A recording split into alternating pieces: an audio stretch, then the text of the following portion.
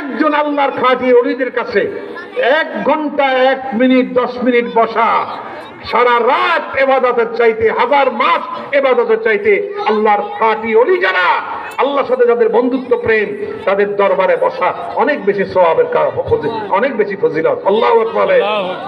আল্লাহর ওলিদেরকে আল্লাহ পাক এমন পাওয়ার দেন, যাদেরকে যদি গুলি করতে কেউ গুলি করে, ওই গুলি বন্দুকের ধরে বন্দুকের নলের ভিতরে আবার ঢুকে যেতে পারে।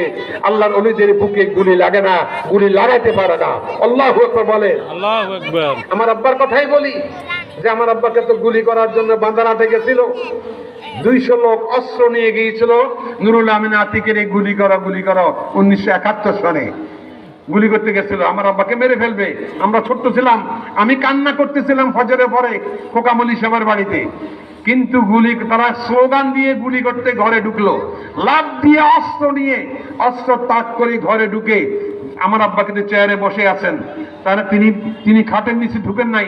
মহিলারা কান্না করতেছে, হুজুরকে আমাদের ভিতরে দেন, গোলার ভিতরে ঢুকায় রাখবো, সিলিং এর উপরে উঠিয়ে রাখবো, হুজুরকে মেরে ফেলবে, তো আতিকি সাহেব হুজুরের রক্ত আমাদের ঘর লাল হয়ে যাবে, এটা আমরা মা বোনেরা সহ্য করতে পারবো না।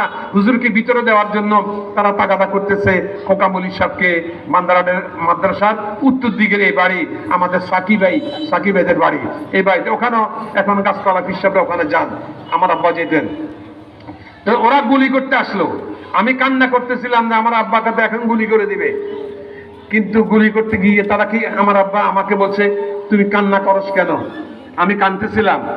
ওরা যদি গুলি করে, সকালবেলা চিতল পিঠা খাইছে এই বাড়িতে, আমার আব্বা ডায়াবেটিস ছিল, চিতল পিঠা পছন্দ করতেন, পাতলা শীতল, ডিম শীতল এটা খাইতেন। খোকামলি সাহেবের মা এই পিঠা বানাইতেন, এই পিঠা বানায় আমার আব্বারে দিতেন। চিতল পিঠা খেয়ে তিনি বসে বসে ডায়েরিতে কি লিখতেছেন। আগের দিন থেকে খবর আসছে, হুজুর আগামীকাল সকালে আপনাকে গুলি করা হবে, আপনাকে মেরে ফেলা হবে।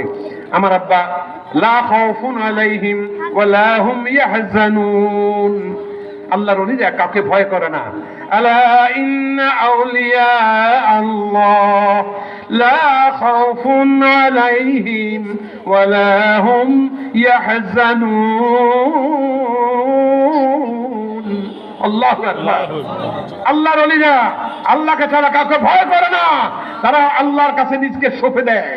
জীবন মৃত্যুর মালিক আল্লাহ, কথা ঠিক কিনা বলেন? ওই যে ওসমান হাদি বলেছিল মৃত্যুর ফয়সালা আসমানে হয় জমিনে হয় না। আমার আব্বা বলেছেন জীবন মৃত্যুর ফয়সালা তো সাইদি সব বলেছিলেন জীবন মৃত্যুর ফয়সালা আকাশে হয় জমিনে হয় না, কথা ঠিক কিনা বলেন?